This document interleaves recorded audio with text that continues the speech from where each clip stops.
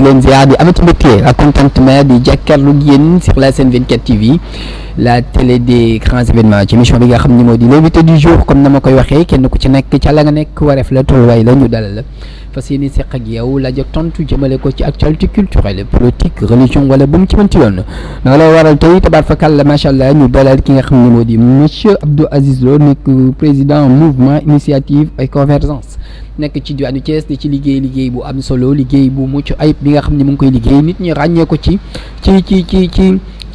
jàppale ñi nga xam ne ñoo di ndaw ñi mais di jàppale ñi nga xam ne tabaarkalla macha allah ñoom ñoo ñu tënk bu ñu ko waxee muy administration ak yeneen mu doon ko xam ni nit ku ñu naw la ci fulla ak fayda xam boppam xam ki mu doon loolu waral tey ñu seq ak moom ñu fas yéene seq ak moom laaj ak tontu macha allah waaye balaa boobu dañ koy bàyyi rek mu nuyoo présenté wu bu ko defee ñu wéyal waxtaan wi monsieur Lo ñu ngi lay nuyu di la ziar. asalaamaaleykum bisimilahi rahmaani rahim alhamdulilahi rabil alamin arrahmaani rahim maliki yawmi din iyyaka na'budu wa iyyaka nasta'in idina siratal mustaqim siratal lazina an'amta alayhim xayril maxdubi alayhim wala daalin amin ñu ngi leen di nuyu waa télévision bi Sen TV Sen 24 télévision TV di nuyu askanu Thiès di nuyu askanu Sénégal di nuyu le directeur de la télévision di nuyu suma xarit son frère le présentateur Ablaye merci beaucoup di nuyu képp koo xamante ni rek yaa ngi seetaan télé bi di remercier les populations ci accompagnement bi nga xamante ne nii mooy seetaan bi ñuy seetaan télévision bi di nuyu képp koo xamante ne rek télé bi ñor na la di wax aussi les auditeurs ni continuer di suivre télé bi ak di abonner ci télé bi man maay le président Abdou Aziz Lo président du mouvement initiative et convergence le MIC je suis un consultant sur le domaine de l'agriculture je suis un fils de Thiès je suis un fils du Sénégal je suis un fils de l'Afrique et je suis un fils du monde le mouvement nag dinañ ci dugg ci kanam c'est un mouvement qui a beaucoup de volets d'action dinañ ci dugg ci émission bi et aussi ñu xam ne seen frère seen doom moom moo toog tey bëgg waxtaan ak waa Thiès bëgg waxtaan ak waa Sénégal bëgg waxtaan ak l'international bëgg waxtaan ak monde bi yëpp incha allah da doon rek benn nuyoo bu ma doon def pour me présenter en bref et aussi li nga xamante nii aussi mooy recommandation yi nga xamante moom laa mën a jox la population de continuer à suivre Sen 24 TV je vous remercie. macha allah mu doon din fils de Thiès bu ñu ko waxee mooy ki nga xam ni fii la juddoo fii la yaroo te tamit fekk fi baax damay faral di wax naan nit ki bul xool li la réew mi defal mais xoolal li nga xam ni moom ngay defal sa réew moom macha allah doon na koo xam ni mu ngi participer ci développement Sénégal particulièrement ci diwaanu Thiès waaye ñu gis mu amal benn mouvement boo xam ni ñu ngi ko tuddee initiative convergence lan moo waral initiative convergence nga ñëw taxawal ko particulièrement ci diwaanu Thiès. Voilà, merci. Le mouvement initiative et convergence du mouvement boo xamante ni dafay soog a juddu. Juddu na y a plus de 10 ans. Ah bon? Oui, juddu na y a plus de 10 ans parce que quand je le dis mooy que acteur de développement la ñu mës a doon. Quand je le dis mooy visionnaire la ñu mës a doon. Quand je le dis politologue la ñu mës a doon. Parce qu'on ne peut pas faire le développement, le social sans la politique et on ne peut pas faire le social, le développement aussi sans la politique. Donc day nekk ñaari volets yoo xam ne benn bu ci nekk day brassé wu ak moroom mi c'est-à-dire day dem vice versa mooy politique sans développement et développement sans politique. Donc mouvement bi yàgg na ça fait plus de 10 ans.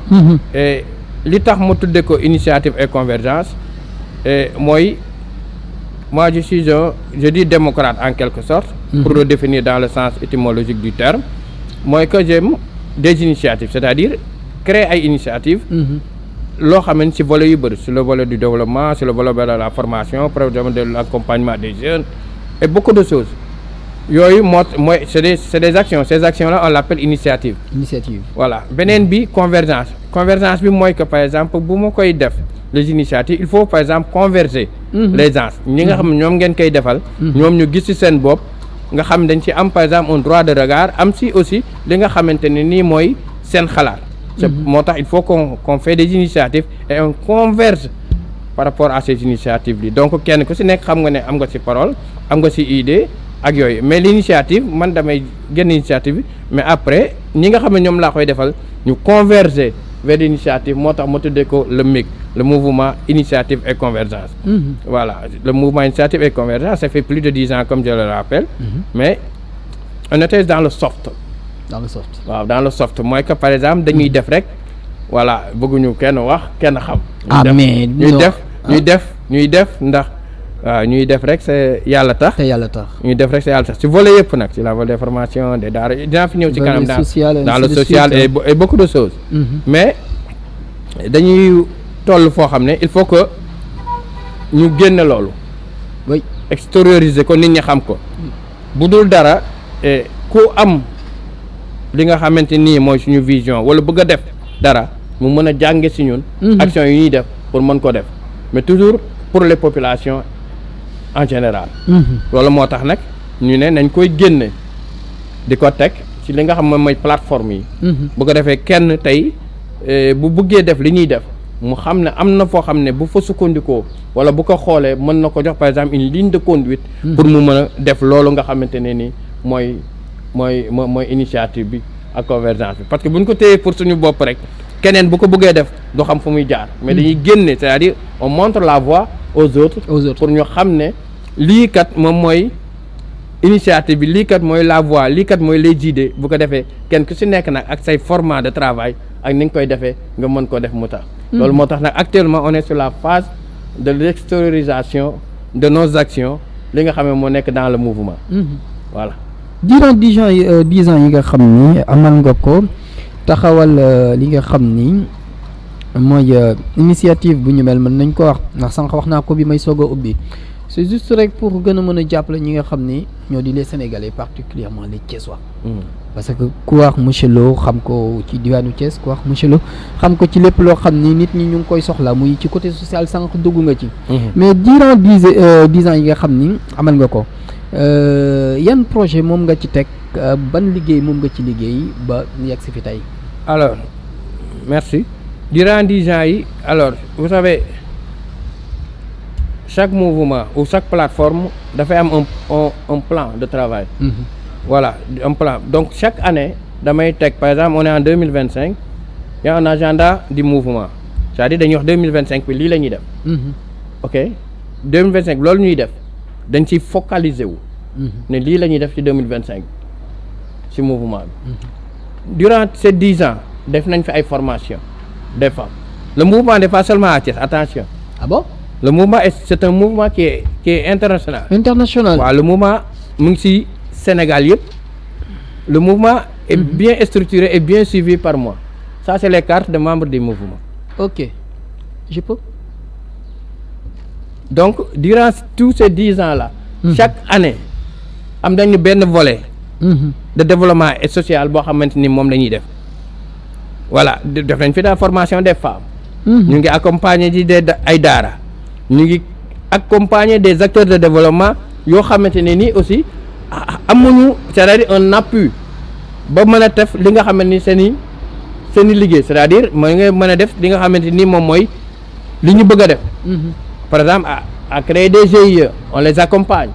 Le mouvement fait un budget annuel. Dans ce sens-là les écoles des fois dañuy dem ci école xool li nga xamante ni moom lay xale yi jànge on le fait sur le software voilà accompagner. bu ñu amee par exemple des jeunes qui sont dans le voie du développement.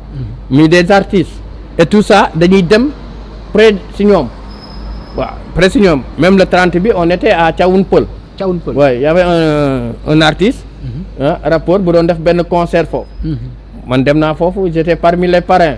C'était pour voir ce qu'il fait comment on peut l'accompagner comment on peut le guider. Voilà bi ñu demee Thiawoune Peulh aussi gis naa ne c'est un village boo xam ni école bi il faut que par exemple ñu yokk classe yi. Thiawoune Peulh ah Thiawoune Peulh. Rachid. C'est à retenir hein comme ni ñu koy defee ci au cœur des Thiessois. Voilà. dem reportage ci dëkkaat yi xool seen i jafe-jafe. Voilà donc foofu dem nañ fa. te suñu dem foofu. dañ ko bool sur le programme de 2025. Donc il fallait que ñu dem par rapport ak ki ko organisé woon pare ñu xool. j'ai parcouru le village je sais ce qu'il faut ci village bi ce qui manque aux populations. je sais même à l'école li nga xamante ni nii école ba am na lu ko fa manqué ci li nga xamante ni mooy par exemple augmenter les classes pour ñu encombrement bi xale yi jàngi ci classes yi. mën ko dindi pour accompagner leen. y a aussi dans le sens de Tivaouane Peulh toujours parce que je l'ai fait récemment damay ñëw rek foofu di ci focaliser wu. mooy il faut que aussi xale yi ñu leen di accompagner sur le problème des fournitures scolaires. je vois que les populations yi loolu dañuy nekk seen problème parce que c'était pas comme dans le temps que nga xam ne écoles yi dañuy joxe des fournitures gratuites loolu amatul de loolu amatul donc yooyu muy volet yi nga xamante ni dañ ko bool ci programme 2025 mais de 10 ans yi mouvement bi kii yëpp nous avons accompagné des associations sportives dans le soft ma wax ba dans le soft mooy sa yàlla rek tax mais lii moom bu ñu paree dans le soft bi dañ koy tegee ne parce que nit ki boo dee def loo xam ni ñii la ci war a accompagner wala am na ñoo xam ni wax nañ la ci war a mën a roy fokk ñu di ko wone waaw d'accord xam nga ñun dañu juddoo nen parce que dañu judd kër maam alaaj yeroo ci alaaj amoon njëgeen suñu niir maa ngi koy nuyu imam as moom suñ xalifa njëgeen suñu waaji suñu sëriñ bi waaw ñu nekkoon aussi ñi nga xamante ni buñ koy wax sax dañuy am contenté ci suñu bopp ñu jaar ci loxo sëñ bi nekkoon nag ci droit am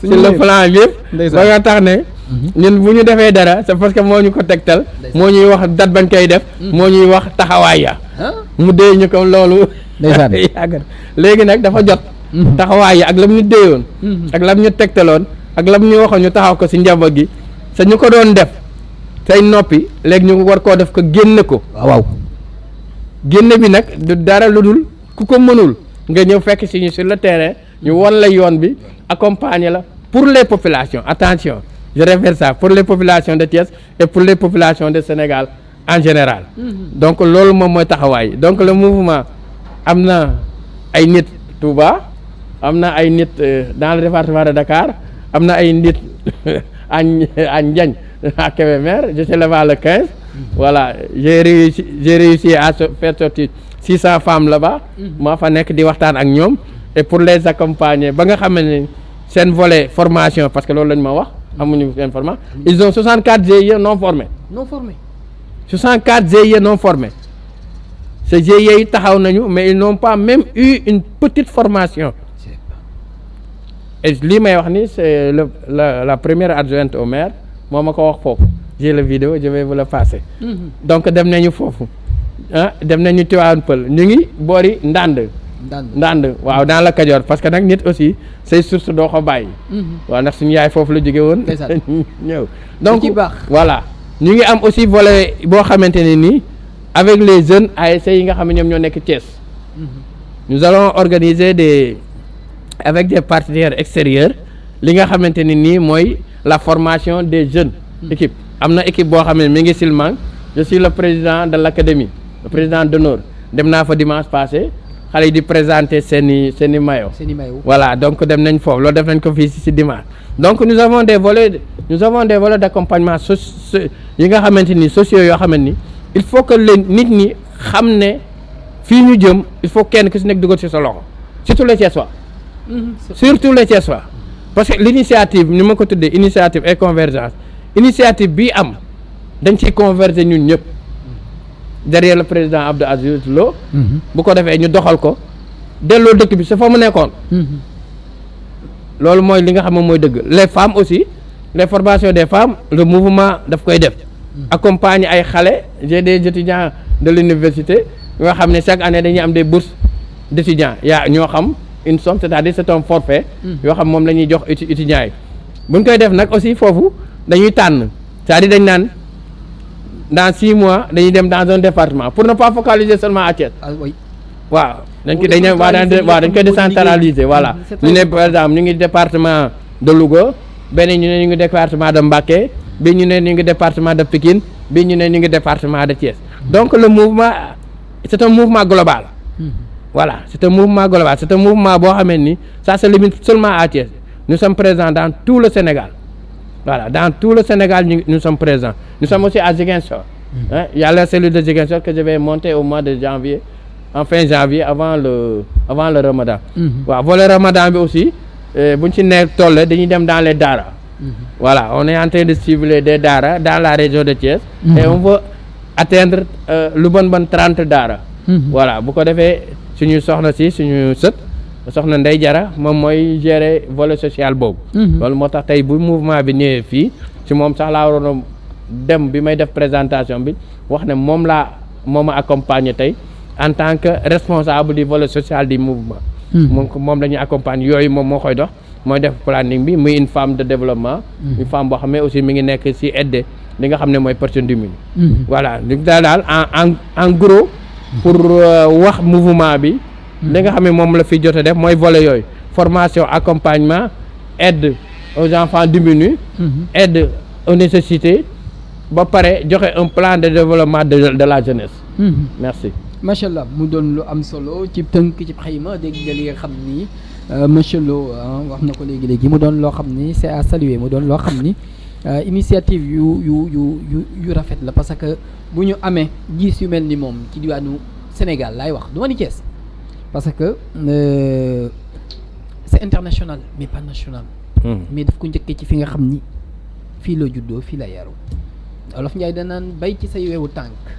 gis nga nit ki la ngay wàll yaan feneen dafa fekk ni amul fi nga xam ni fi nga nekk mais bu ñu amee ñu mel ni ñoom duñ def lu dul di leen féliciter ci liggéey bi te di leen encourager bu baax ak ñëpp ñi nga xam ni ànd na ci ak ñoom parce que c'est très important ñëpp ñi nga xam ne ànd na ci ak ñoom ci liggéey bi ñëpp ñu ngi leen di féliciter di leen wax bonne continuation macha allah mu doon lu am solo mais dañuy tëj fenêtre li nga xam ni moo di. mouvement bi ñëw tuuti ci état Sénégal actuellement nan nga gisee li nga xam ni Sénégal mu ngi koy doxee jamono ji. waaw foofu dinaa ci wax tuuti pour bañ a xuus ci trop. bon vous savez nous sommes dans une république qui est très respectée à l'étranger aussi. Le Sénégal est très respecté dans le monde entier. Nous sommes très respectés aussi dans la sous-région. Qui dit Sénégal dit démocratie. La démocratie am na fi te lépp mooy suñuy ñi nga xam mooy suñuy njiit ëllëg yu démb yi ñoom ñoo ko fi créé woon avec la multiplication de la presse au temps d'Abdou Diouf. voilà les télévisions yi fi yokk yooyu c'est des kii yoo xam ne dafay bokk ci démocratie. donc il y a la continuité ba Ablaye Wade ñëw en 2000. Il y a Macky Sall qui est venu. Actuellement il y a le président Bassirou Diomaye Faye mu ñëw donc c'est une continuité. Continuité bi am nag actuellement ci état bi nga xam ne ñoom ñu ngi soog a ñëw dañuy wax toujours rek ne état bu ñëwee il faut nga jox ko temps ça c'est vrai il faut lui donner du temps de revoir xool li nga xamante ni mooy seen projet ak seen programme. Il faut leur donner temps aussi pour ñu xam ñoom fan la ñu jëm ëllëg mais il faut que nit ñi xam ne le Sénégal bi nekkoon 20 ans ci ginnaaw du Sénégal bi la démographie a augmenté. La densité c'est-à-dire les populations ont augmenté. couche population bi la jeunesse tamit ñu ngi fi augmenté nañu màgg nañu donc c'est li nga xamante ni moom moo fi nekk mooy que les jeunes ou la jeunesse ne peut pas attendre encore 20 ans ou 5 ans ou 10 ans ou 50 ans ou 50 ans pour par exemple def li nga xamante ni moom mooy li état war a def ci ñoom. Je parle en général parce que tout état c'est comme ça. boo ñëwee ci état di ngay gis li ñuy wax des côtés positifs et des côtés négatifs. Les côtés positifs état daf ko war a conserver c'est-à-dire daf ko war a conserver des côtés négatifs état daf ko war a améliorer voilà mais on peut pas tout bannir et recommencer à zéro. Voilà donc tout bannir et recommencer à zéro à la fin tu risques de ne pas faire. Voilà donc li fi am si avec l'élection le président Diomaye a gagné les élections. Il est en train de voir et de revoir et de faire son travail et li ci am solo mooy que l'État sache que ne la jeunesse ne peut pas attendre attention. La jeunesse ne peut pas attendre parce que tamit est-ce que defuñu benn faute de frappe bu ñu ko waxee muy avant ngay jut nguur sa communication bu ñu joxee daal 2 ou 3 mois dinañ changer réew mi tamit ñu jox la xam nga sénégalais am na ñoo xam ne dañu am benn mental bi nga xam ni ñoom jàpp nañ ne tey jii bu ñu amee confiance ci yow rek loo leen wax lu nekk rek boo toogee war nga ko mën a def. waaw c'est-à-dire xam nga dañuy wax ne y a des discours politiques qui ont benn sens mais y a des discours politiques qui n'ont pas de sens. oui voilà parce que discours politique c'est-à-dire li ñuy wax c'est des discours circonstanciels peut-être en campagne électorale kenn ku si nekk day wax bu ma jëlee lii dinaa def lii bu ma jëlee lii dinaa def mais les réalités étatiques c'est autre chose. te tant que duggoo ba ci biir waaw non les réalités étatiques sont c'est autre chose. Voilà on peut pas savoir que par exemple à Nioro les routes c'est 200 kilomètres te demoo def benn étude foofu. xam nga boo nekkee président tu es obligé à aller là-bas. bien sûr parce que c'est normal que tu ailles là où sont les populations. donc il y a des discours yoo xam ne il faut que les gens aussi jël ko ne c'était des discours de circonstance. c'était pas des réalités. waaw parce que état il faut nga dugg ba ci biir. xam li nga xamante ni moom mooy état. et l'état un état on le gère pas aussi dans le quotidien on le gère avec un programme on le gère par exemple avec un background un timing. boo xam ne noonu la koy def parce que c'est pas seulement une ville c'est un territoire le Sénégal lépp moom ngay jël pour mën a gérer état. donc il faut que aussi les populations ñu may tout le temps là ça c'est inédit il faut que loolu am mais il faut que aussi l'État sache que les populations ne faut pas attendre waaw les populations parce que les jeunes ñu ngi màgg il y a le problème des écoles il y a le problème des diplômés sans avoir du travail il y a beaucoup de choses. Voilà, il y a les Jakarta qui sont là, il y a les borom saredi qui sont là et tous ces le Yango ainsi de suite. Voilà. buñ koy xeyma dal màgget la foo laal fu nekk day métti. Voilà non foo laal fu nekk day métti c'est-à-dire c'est tout à fait normal dans les 2 premiers mois mais là à ce moment-là tu saches que fii mi ngi métti mais fii métti il faut nga saafara ko. nan lañ koy saafara. voilà pour nga saafara ko nag il faut li ñuy wax da nga koy jël dans les cornes waaw corne yi kii bi nag da ngay jàpp ci corne bi. béjjën yi waaw da nga koy jël corne ni ngay jëlee corne bi mooy il faut un diagnostic. il faut diagnostiquer là où est le mal. def taxaw seetlu. taxaw seetlu def diagnostic bi parce que góom mënoo koo faj sa ubbi woo ko diagnostiquer ko. nga jël alcool def ci biir muy génn ngay xam. def benn jour nga ñëwaat di war alcool sotti ci biir. il faut un diagnostic profond de l'état des villes pour mën a xam lii nga xamante ni mooy jafe-jafe yi ak mal yi naka lañ koy saafara. diagnostic boobu nag on peut pas le faire à parti pris attention on peut pas le faire à parti pris. Quand on gère une population, on ne peut pas wax Samba, Demba. Non, il faut dire Samba total. Voilà, il ne faut pas dire Ndey, Fatou. Il faut dire Fatou total. C'est-à-dire, il ne faut pas avoir un parti pris. Voilà, et là, c'est un mal. Et mal, il faut que nous diagnostiquions pour le qui. Nous ne devons pas faire des politiques de circonstances. Au Sénégal, c'est ça qui est le problème. Les politiques de circonstances, loolu moom mooy yàq li nga xamante ni moom mooy réew. Parce que politique de circonstance mooy que par exemple je le fais parce que les gens sont en train de bouger les gens ñu ngi yëngu ñu ngi wax ñu ngi mer là c'est nga régler benn affaire aujourd'hui mais demain tu vas pas le régler parce que tu es en train de faire des politiques de circonstance c'est-à-dire on gère ça aujourd'hui pour fermer la bouche aux uns et aux autres et demain ces mêmes problèmes vont ressurgir.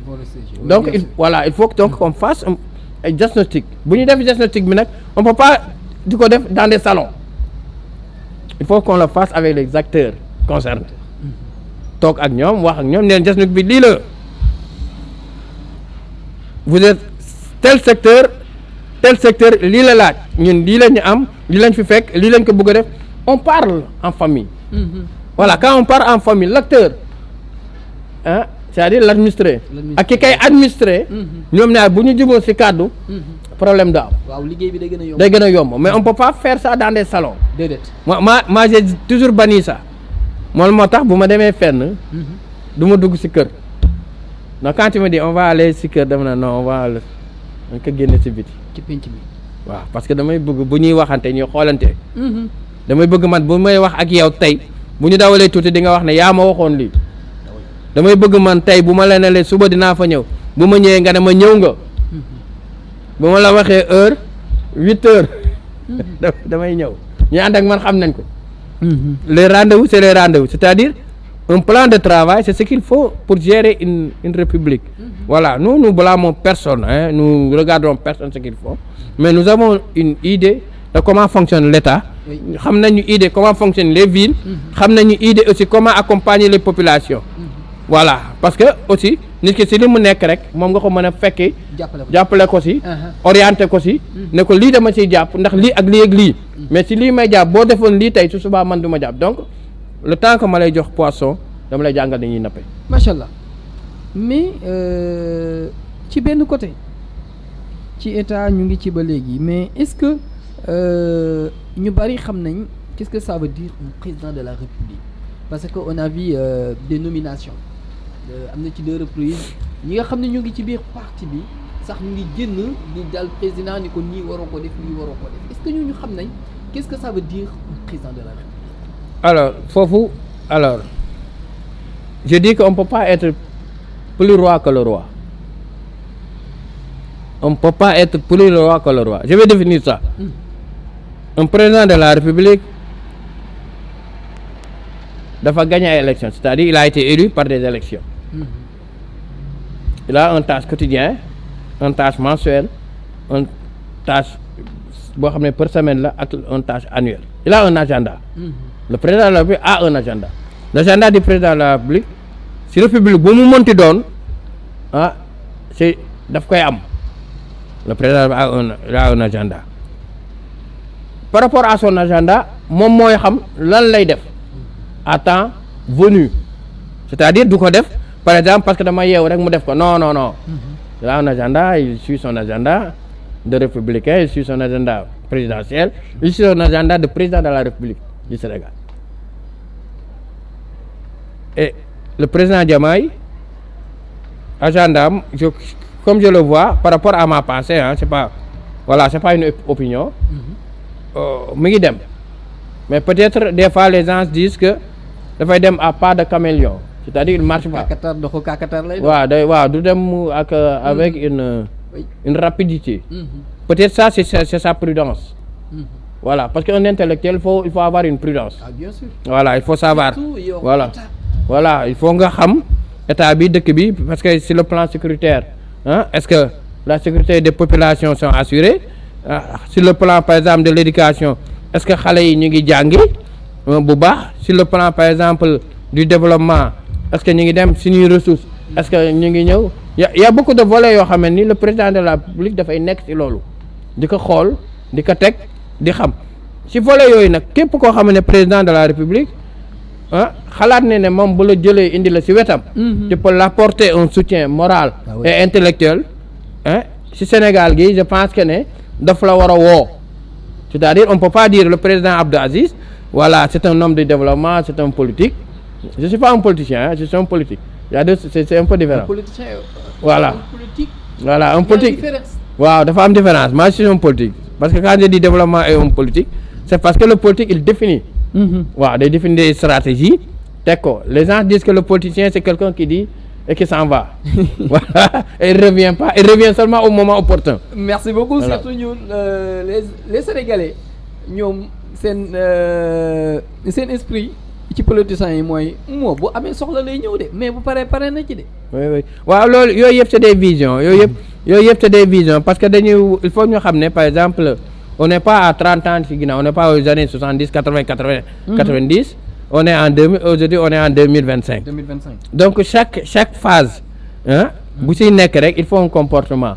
Voilà, comportement bi mooy par exemple xam ne en 2025 la population du Sénégal a augmenté.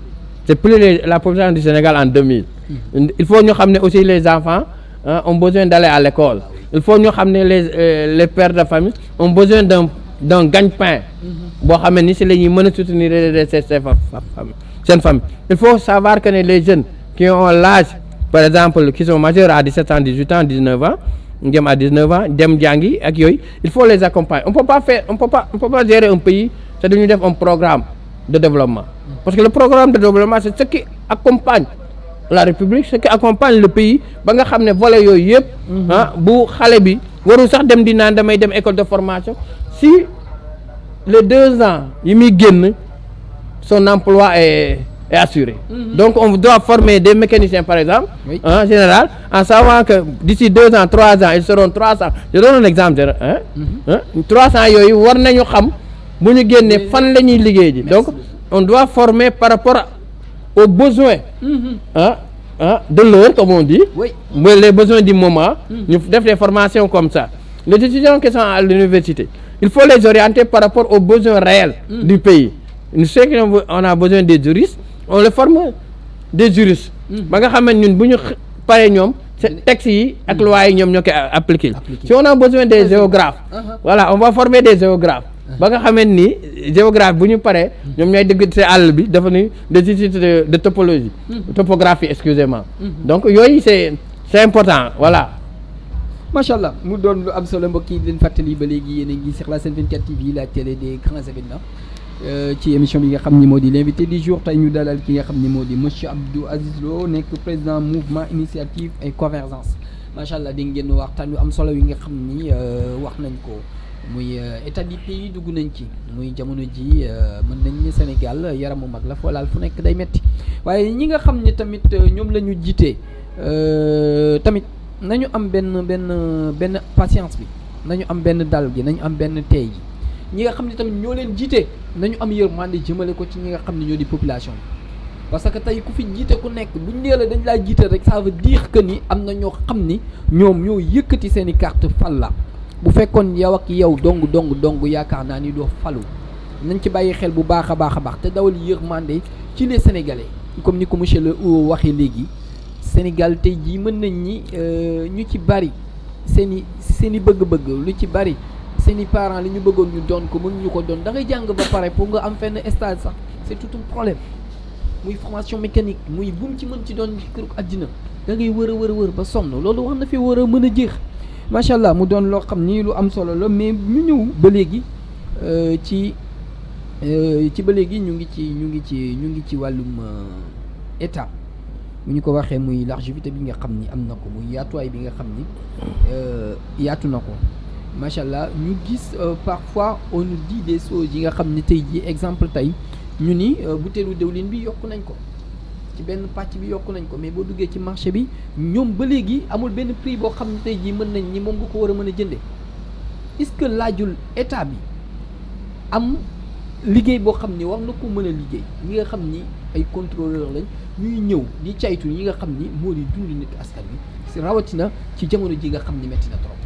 waaw foofu dinaa ci am tuuti aperçu parce que je pense que population yi Sénégal li leen gën a ñor pas lu leen gën a ñor sax c'est ce qui est logique aussi parce que les denrées de première nécessité dafa nekk loo xamante ni toute famille wala père de famille bu nekk ndund gi daf laa sonal ça je l'ai constaté parce que le mouvement social donc je l'ai constaté voilà dama koy constaté damay xam ne nit ñi les denrées sont chères moi je dis à l'État en général au ministère des finances ñu gën a jàpp ñu wàññi affaire yi ndax nit ñi ñu ngi koy yëg bu baax sonn nañu daal en général ñu demandons aussi au président de la République ñu gën a oyofal dund gi parce que pères de famille leur problème c'est ça les pères de famille qui n'ont pas de maison leur problème c'est le loyer et les denrées de première nécessité si les loyers sont chers dafay dañ koy sentir ci denrée bi parce que nit de naan mën naa am fu mu tëdd d'abord avant may lekk et ce qui est anormal aussi dans une république comme le Sénégal non moi ça je n'arrive pas à le concevoir c'est-à-dire il faut qu'on organise encore les gens ou par exemple fexe ba nga xamante ne nii dëkkuwaay bi day yomb ci ñoom mu nekk moins cher dunduwaay gi yomb mu nekk moins cher et ça si on le fait au Sénégal on peut y aller parce que alors ni ñu koy mën a arriver mooy il faut redéfinir il y a des lois au Sénégal yoo xam dañ ko redéfinir sur le plan du loyer sur le plan de la construction sur le plan par exemple les matériels de construction li ñu chéré et tout ça là c'est parce que il faut ñu définir ko quand on dit définition nit ki daa mais naka la koy définir ki koy jënd ki koy jaay lii la koy jaay non ki koy jaay mu ngi koy jaay loolu peut-être li mu koy jëndee mën na ko jaay moins cher si l'État mu ngi koy taxer moins cher si la TVA est élevée le prix du matériel est élevé donc ñu demande à l'État de baisser un peu ci TVA bi pour mën a permettre kiy jënd affaire bi mu dem jaay ji ko moins cher mais bu TVA bi élevé rek waa day répercuté wu ci produit bi voilà parce que ki koy jënd état bi da koy taxé TVA bu cher bu ko taxee rek moom il faut mu jaayee ko loolu parce que la muy jaay moom du moom mooy fay TVA mais da koy bëgg a dugal ci li mu koy jaayee client bi. bu ñu ñëwee tey bëgg na saxal li nga xam ni moo di bay ak sàmm sànq dugg nga bi ngay soog a ubbi ñu côté agriculture jàppoon ni buñ ci taxawoon def ci liñ ci war a def dund gi du gën a mën a wàññeeku ci benn côté bi. waaw vous savez alors xam nga y a des ministères et des secteurs qui sont dans ce domaine-là donc je pense que ne il faut que ñoom ñu daje def étude des lieux c'est-à-dire def benn réunion interministérielle xam nga ba nga xam ne acteurs yi nga xam ñoom ñoo bokk même volet bu ñuy def parce que duñ ko bokk à 100% mais nañ ko bokk à 30% ak yooyu. par exemple si volet bu ñu waxee volet terre yi. ça c'est l'urbanisme. ok bu ñu nee volet mbay mi c'est l'agriculture. Oui. alors ces deux ministères là.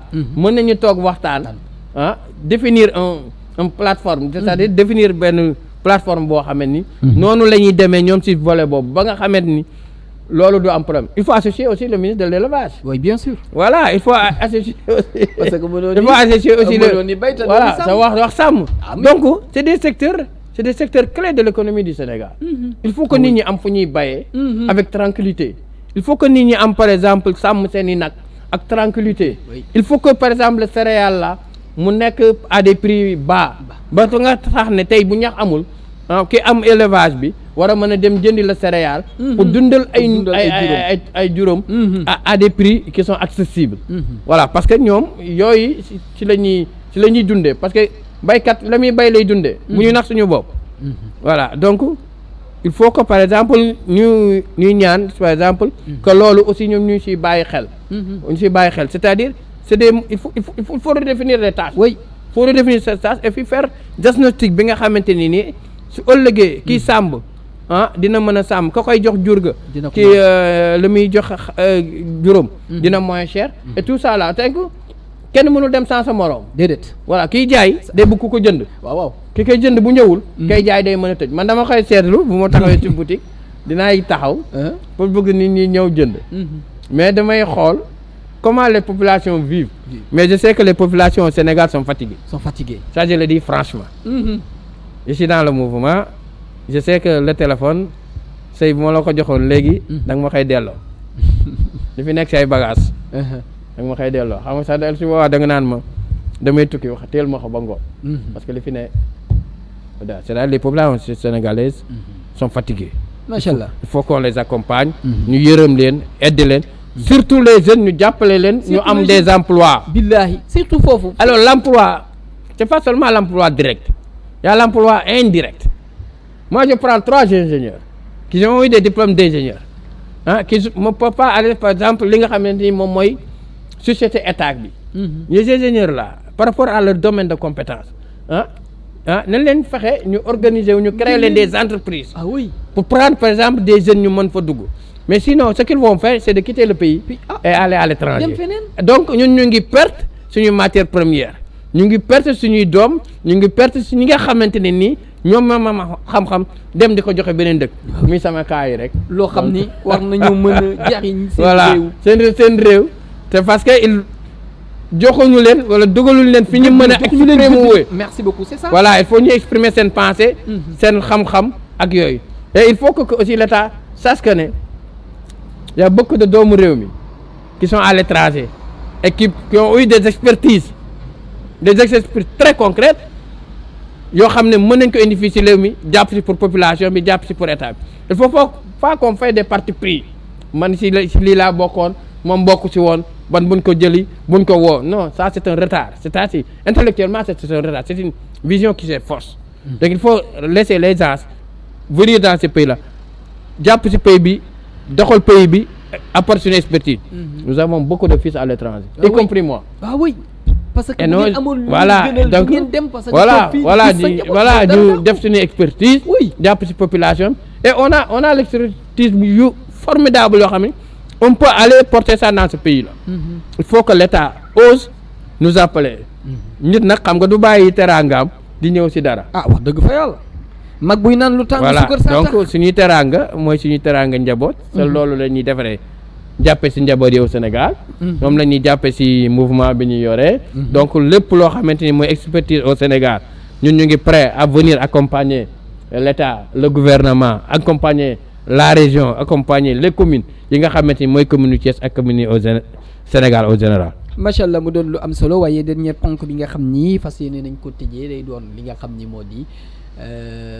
les locales bu ñu ko waxee muy gox-goxaat yi nga xam ni ñu ngi ci diwaanu Thiès maire yi nga xam ni xaaj nañ leen lu ci mel ni ouest est ak maire ak nord nan nga gisee doxalini gox-goxaat yi nga xam ni mu ngi ci diwaanu Sénégal particulièrement ci diwaanu Thiès. alors doxalini ci diwaanu Thiès particulièrement Sénégal diwaanu Thiès particulièrement j'ai vu rien qui a changé. Ah bon? Ah oui. Après gars yi ñu ngi naan dëkk bi léegi changé na. Ah oui non ils le disent mais moi j'ai vu en tant qu'intellectuel et en tant qu'homme honnête. Rien n'a changé. Ci ban côté? Alors non on peut pas développer des villes seulement sur ay paroles. On peut pas développer des villes seulement sur des lumières. On peut pas développer des villes seulement bu xew amee nga génn. On peut pas développer des villes comme ça. Pour développer des villes il faut aller chez les chefs de quartier. Je prends un exemple. Le délégué de quartier. Délégué de quartier. Vous savez que c'est un agent municipal. C'est la maire qui le paye, le délégué de quartier. buñ ko dindiwul li ma xamoon. Donc ce délégué de quartier là. Voilà, je sais, mais il représente. C'est juste un motivation. Voilà, mais il représente le maire là-bas. Voilà, l'administration en général, l'administration communale. Mais il faut aller dans ces délégués de quartier là. Essayer de savoir quel est le problème réel de ces quartiers-là. Merci beaucoup. Lan mooy problème réel de ces quartiers-là. Il faut même faire une réunion avec le délégué de quartier à lui demander de dire à la population bu ñu jullee timis nañ fi daje bu njëkk loolu maamoon. waaw. Ah bon? waaw délégué de quartier bi woote sa maam da daan woote maire bi ñëw fi ñu toog population yi dañuy am jigéen yi ñii ñoo leen di waxal góor yi ñii ñoo leen di waxal les étudiants ñii ñoo leen di waxal jeunes yi ñoo leen waxal les intellectuels yi ñoo leen di waxal. ñi fa nekk nag sama genre gi nga xamante ni il connaît l'administration comme seen poste xam li développement di génn ay idées di ko wax et là c'est ce que le maire va porter c'est ce que par exemple les maires vont porter. Mais voilà bu ñu demee dem ci voilà ñu développer ñu xam. mais ce que je constate dans la ville de Thiès pour être franc nag du ma fi citer benn turu maire ñoom ñëpp samay rakk lañu mais vous allez en pas bas. Thiès, c'est une grande ville. On peut faire beaucoup plus que le fait. Bon, quelqu'un va dire ils ont des budgets qui sont un peu limités, des trucs comme non. Le budget mairie mënul gérer mairie. Parce que quand on fait un budget annuel, c'est pas de l'argent qui est sur place. C'est de l'argent qu'il faut aller recouvrir. Oui, bien sûr. Chaque chapitre volet ba fa nekk il faut que argent ba dañ ko recouvrir sous le contrôle d'un inspecteur du trésor ou sous le contrôle de la trésorerie. Donc il faut que par exemple les maires xam ne seulement leur budget ne peut pas fonctionner. Il faut c'était des partenaires internationaux. Il faut prendre Ablaye mi am ay mbokk ay xaritam ñu ndok ces associations à l'étranger mu mettre en contact. Il faut des partenaires sur tous les domaines nag. man li ma ci gën a kii mooy jeunesse bi il faut ñu am ay partenaires yoo xam ne nii ci école yi ñu ñëw chaque année di leen indil des apports ci mairie yi les maires moi je vous exhorte aujourd'hui di leen wax bu kenn xool fauteuil bi mu toog ci Abdou Aziz bu mën na indil partenaire il faut aller vers Abdou Aziz lui parler parce que fauteuil bi population yi ñoo la fa teg su population yooyu la fa teg dañuy bëgg seen yokkuwaay dañuy bëgg seen xale yi dem ci école yi bañ di toog 70 ci classe dañuy bëgg xale bi bu demee ci école bi mu fekk fa ay toilettes. benn table base. voilà 4 personnes moo ci toog. man j'ai acheté même ay nu mu tuuti. j'ai commandé même ay kii nu mu tuuti comment on l'appelle encore des satala. ndax dugg naa ci école.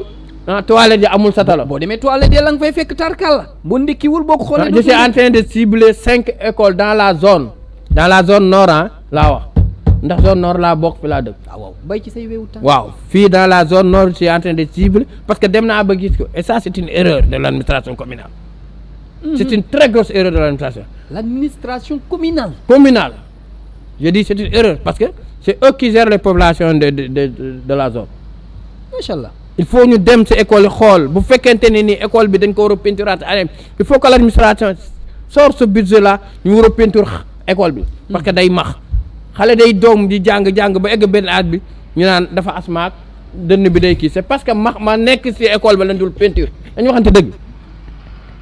Voilà, donc il faut que les gens là sachent que par exemple, fii Thiès, fii dans la zone nord, nous avons des fils de la zone qui sont prêts à investir pour la zone nord et pour les populations. Et nous allons sur le terrain, nous le dit à l'administration communale, que ñun fii la ñu juddoo, fii la ñu màggee, fii la ñu defee lépp, lu ñu am fii lañ koy indi, et nous allons pas baisser les bras. Machallah. bu la ñëwee dinañ dem, bu la ñëwul dinañ dem. kon ñëw leen parce que dama fi dalal les anciens élèves de l'école Cheikh Ibrahima Fall. muy Medina Fall. macha allah ñoom tamit gis nga li nga wax nii rek moo ci am. anciens élèves yi ñooy ñëw dajale seen dërëm seen i carte de membre jaay pour mën a fay ñi nga xam ne ñooy nettoyer toilettes yi. pour mën a defaraat école yi classe de jëlaat classe yi defaraat ko ainsi de suite. oui même doon loo xam ne tey jii mairie bi waroon na leen ci mën a accompagner. waroon na leen ci mën a jàppale. si parce que ñoom loolu ñoom la waroon tey. ñoom la war. tey boo gisee ñoo xam ne ñëw nañ. pour liggéeyal la lu mel noonu mais dafa doon loo xam ne dañ ci war a mën a ànd tamit sànq nga dugg ci fu am solo muy les délégués de quartier maire yi dem di waxtaan ak ñoom ñuy amal des réunions yi nga xam dañ koy def ci pénc ndax bu ñu nee quartier boo dem am na pénc exemple tey bu ñu jullee ci jàkka ji ba pare woote ci benn message ni kat tey soxla nañ tey ndaw ñi fii ci pénc mi pour ñu waxtaan. looloo amoon tey boo ko defee ñu ñëpp dinañ génn ñu toog. kenn ku ci nekk dégager idée bi nga xam ni moom nga am ñu def taxaw seetlu xool li nga xam ni jàpp nañ ni bu ñu ko jëlee yokk ko dina baax xool li nga xam ni tey jii jàpp nañ ni bu ñu ko dindee dinañ am lu fi gën mais bu ñu demee ba toll foofu tamit amatul ça pose problème. Voilà, ça pose problème parce que on peut pas gérer des populations en s'enfermant dans un bureau. On peut pas le faire. Pour gérer des populations, on peut pas s'enfermer dans un bureau. Les populations ne sont pas dans les bureaux. Les populations sont dans les quartiers.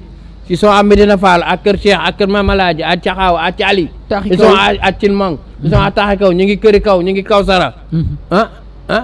Yooyu yëpp mais moi je demande, je ne veux pas dire au maire d'exécuter le budget à 80% sur le social. Mais j'exige que les gens là ñu dem seeti nit ñooñu. Il faut faire des réunions de quartier. C'est ça qu'on appelle des réunions de quartier. Les réunions de quartier sera présidées par le maire. Organisé par le délégué de quartier et associer toutes les associations qui sont dans le quartier. Message bu garaaw ngay lancé nii. waaw donc il faut que nit ñu xam man damaa bëgg ñu xam ne dans la zone nord on est en retard. Je le dis ici franchement. Nous sommes en retard par rapport à notre développement. Zone nord waroon na passer fii. Je ne dis pas l'administration qui est actuellement ici ou l'administration bi fi nekkoon mais la zone nord. Moi j'avais un programme pour la zone nord. De survoler la zone na ko ñëpp xam. Avec hélicoptère. J'avais des partenaires qui étaient prêts à mettre 100 millions de francs CFA. 100 millions. Après le survol de la zone. Ils vont faire une cartographie de la zone. C'est-à-dire étudier ko xool ko. Fu yoon war a génn ñu génn fa fu taxaw di taxaw ñu xam ne fi amul sécurité population ñu dind ko.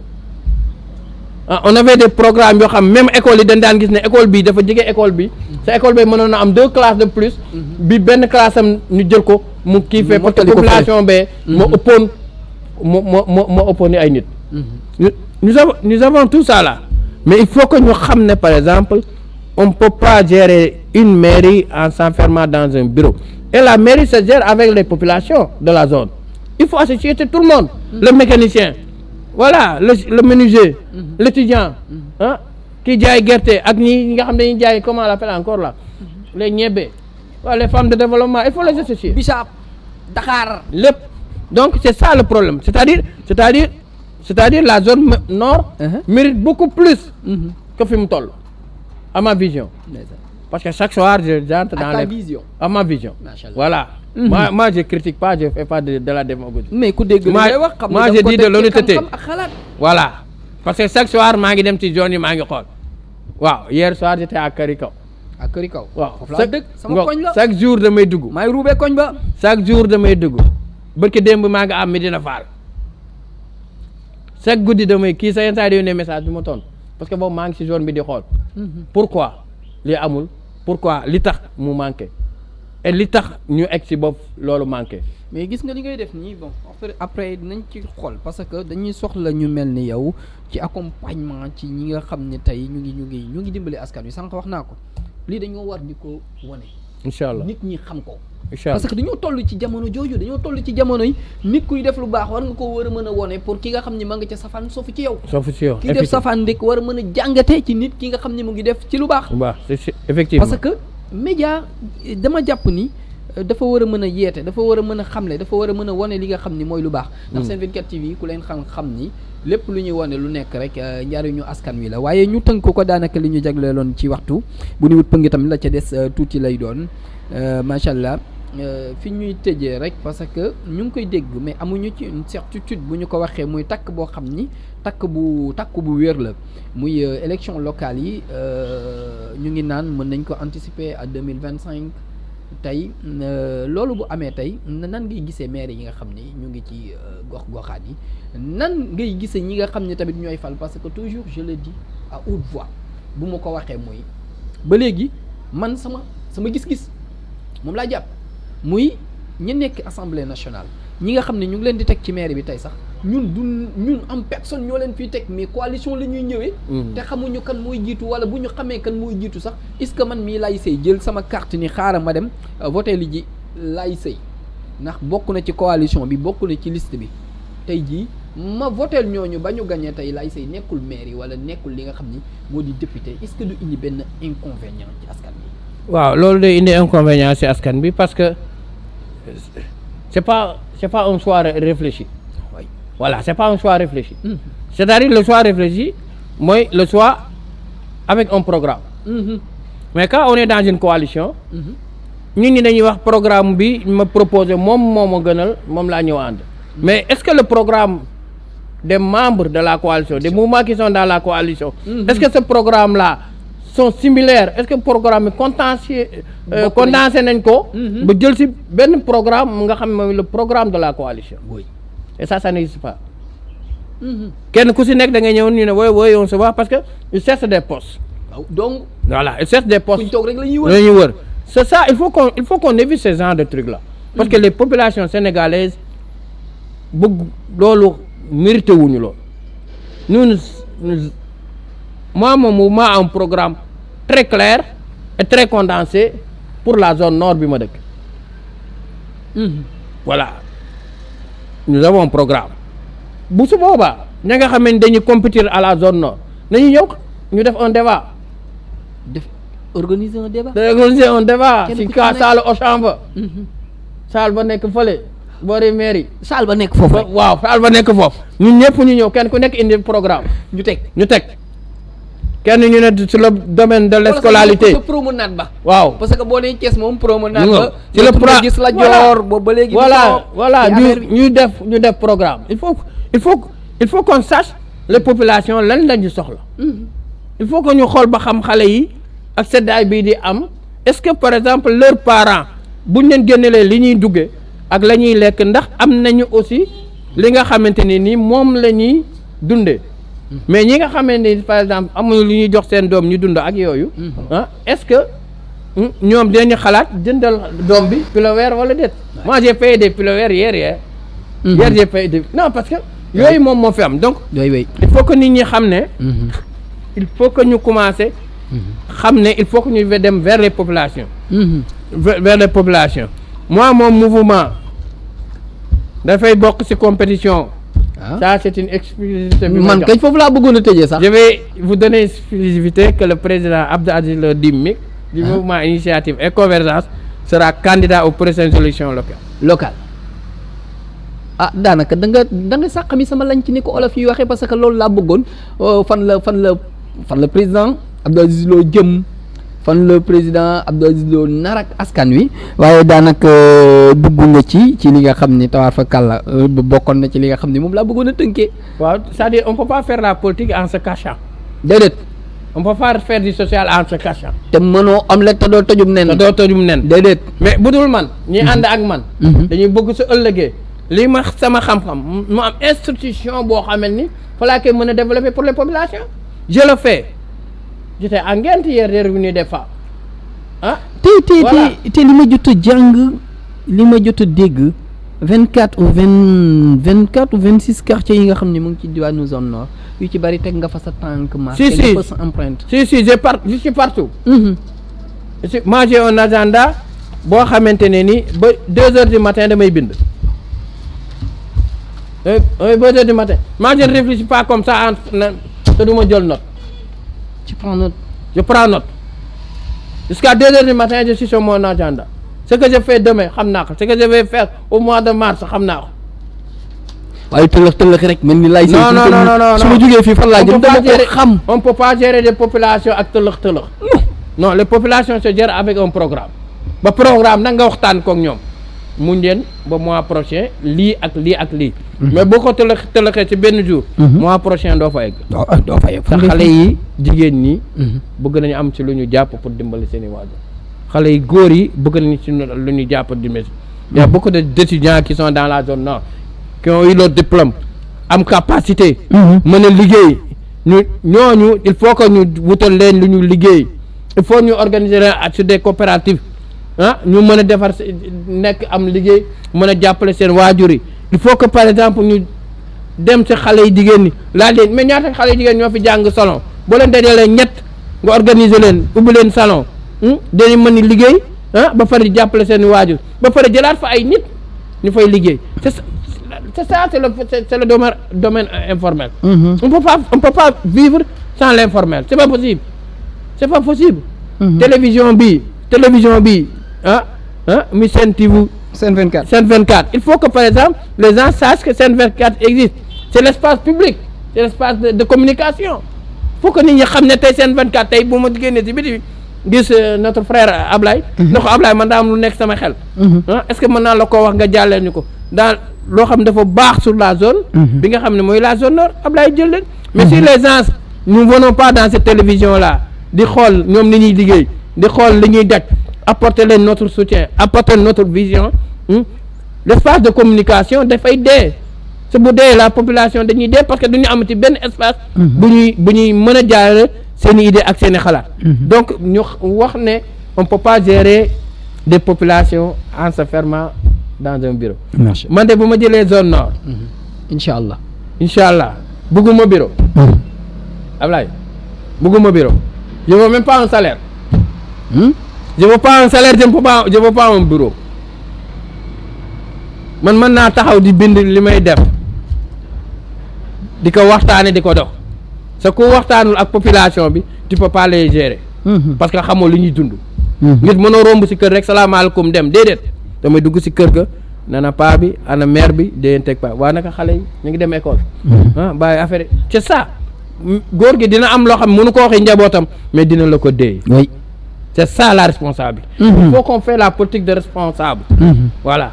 macha allah maa ngi leen di sant. mu doon émission boo xam ni yàgg nañ koo jàpp ni gis nga li yàlla def lu jot lu nekk yomb. ça fait 2 ans oui 2 ans boobu ba léegi macha allah mais xëy na tey la ko sunu borom nangu mu doon loo xam ni macha allah dañuy am mbégte bu baax a baax seq ak yow li nga xam ni moo di jotaay bi seq ak yow plateau bu ni mel ndax li nga fi wax macha allah doon na loo xam ni lu am solo la muy ca ndorteel la ba ñu nekk ci li nga xam ne moo di ci pandaw li waaye balaa boobu dañoo fi am benn avis de recherche suñu frère ki nga xam ni moo di Matar Touré moom macha allah ñu ngi ko porté disparu dafa réer nag war na def def 1 ou 2 semaines dëkk fi nga xam ne moo di ci diwaanu Thiali di wax képp koo xam ni gis nga ko mën ngeen a woote ci 77 633 85 82 wala ngeen def 77 718 23 85 mu ngi wuyoo ci turu Makhtar Touré macha allah Makhtar Touré nag ñu ngi ko porté disparu il y a à peine 1 ou 2 semaines macha allah dëkk fi nga xam ne moo di ci diwaanu Thiali képp koo xam ni gis nga ko rek wala am nga nouvelle ci moom mën ngeen a woote ci 77 633 85 82 wala ngeen def 77 718 23 85 mami maa ngi lay ziar nee na ma laay say da ngaa gëj a liggéey si da ngay daw liggéey yàlla temps yi sama jikko laa bëgg rek ngay wallaay sama jikko mu bëgg ma ci dara janvier bi ma xool janvier maa ngi soog a def émission de wala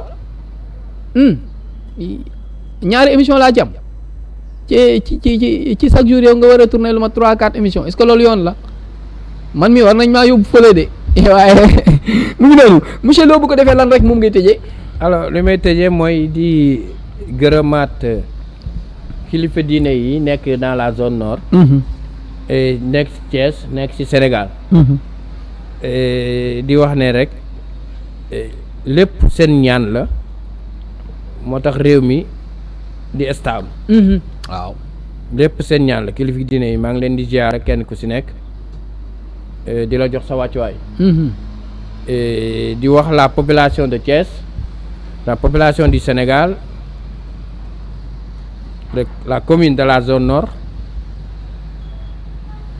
xam leen ne seen doom seen frère seen xarit c'est pas un retour hein parce que maa ngi fii chaque fois di def. je suis la seule personne fii ci Thiès maa ngi leen koy wax ngeen xam ko qui peut faire 100 personnes chaque jour de plus. Sur le plan du développement, de l'accompagnement et tout. Le mouvement MIC, Initiative et Convergence, c'est un mouvement très fort. Beaucoup de volets qui sont dedans. Nit nak dara da koy jege du ko xam. waaw mu bàyyi ba keneen ñëw jël ko mu daw naan ñoo ko moom. te bët la koy fatt du ko gis. lu boobaa nee na leen bay wëy na mbuus. ba wëy na mbuus. Accrochez-vous sur le mouvement. Je le fais sans égard, je le fais sans rancune, je le fais sans intérêt. Man intérêt bi ma ñor mooy les populations de Thiès, les populations du Sénégal et les populations de la zone nord. waa zone nord xam nañ ne seen frère président Abdou Aziz Lo di MIC, le mouvement Initiative et Convergence est avec vous et derrière vous. Chaque jour que je fais 50 personnes dans la zone nord naa dajeek ñoom. macha allah depuis que je suis là ça fait un mois chaque jour. tey maa ngi dem Grand Thiès di waxtaan ak ñoom. naka fooy sëy may dem di ci moom di dajeek moom taaxe kaw la dëkk.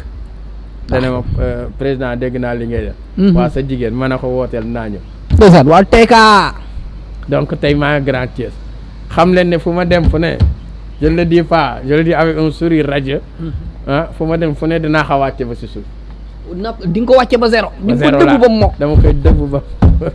asalaamaaleykum wa rahmatulah ñu ngi leen di sant leen gërëm di remercier encore la télévision. Sénégal et le PDG NJ. waaw le PDG et toute l'équipe. et toute l'équipe. maa ngi leen di remercier. jàpp leen ne fii sama télévision la. parce que le PDG c'est mon fils. ñoom ni maa doon seen référence. dañ daan wax ne bu ma génnee dañ kenn si ñoom daan wax sa pantalon bi. mu ne ko booy dem di baale ñëwal ma abal la ko. ok loolu yàgg na donc pour vous dire que sama kër laay ñu c'est-à-dire pour vous dire li nga xam ne ma fiy ñëw. dama fay ñëwee avec une légèreté. voilà une élégance boo xam ne ni. damaa xam ne fa ma dem. fa laa war a dem. kenn du ma génne kenn du ma dàq. sa bu ma toogee ñu bàyyi ma wax ba lu ma neex. teg ko nag ci xam-xam. teg ko ci yoon teg ko ci volonté et courage politique. Donc je demande à tout le monde de venir. Le mouvement va signer un partenariat. Pas un partenariat gagnant-gagnant, mais un partenariat de fidélité. Un partenariat de conscience avec télévision. Inch'Allah. Inch'Allah. Si nous avons c'est moi qui va équiper un ordinateur. Inch'Allah. La télévision. Ça c'est mon... Parce que le développement là, je sais la population. Mais si nous avons un espace de communication comme Sen TV donc ne si ñëpp accroché kenn ku si nekk def ci li nga xamante ne moom mooy li nga si war a def maa ngi lay remercier Ablaye di la remercier. Merci di beaucoup. excusez wu si amul solo gens yi ma ñëwul bagage yi mais xëy na ren la ko yàlla nam Voilà, parce que on nit ki s'est moom parlé, lu ça yàlla y est, rëdd sa c'est jaam sa jëb yi mënoo ko mucc incha allah mais di la wax ni am na mbégte ak contentement bu baax a baax a baax seq ak yow plateau bu ni mel waaye di jaajëfal ñëpp ñi nga xam ne ñu ngi toogoon di ñu topp sur la chaîne YouTube waaye rawatina ci télé bi nga xam ni moo di la Sen 24 TV macha allah am na ñoo xam da ngay nekk direct ñu topp la di la message ñii naan la billaay du ma tontu kenn baax na naa daw liggéey bu suba baax na waaye man xam naa mu ngi noonu di kontaane équipe bu régie bi équipe bi ko waxee le capitaine c'est Rachid la retardataire toujours en retard moom day bàyyi ba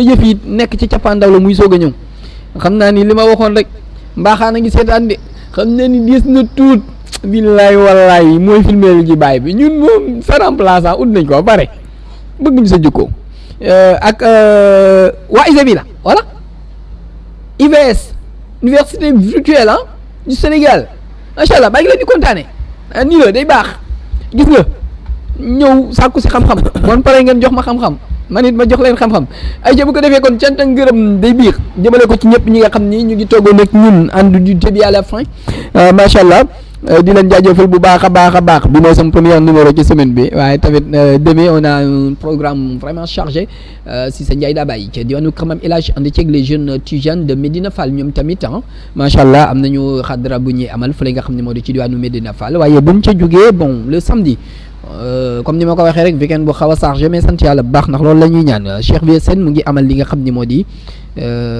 tàkkusaan gu am solo macha allah muy fas yéene amee fële nga xam ne moo di ci diwaanu randu leen le dimanche luy am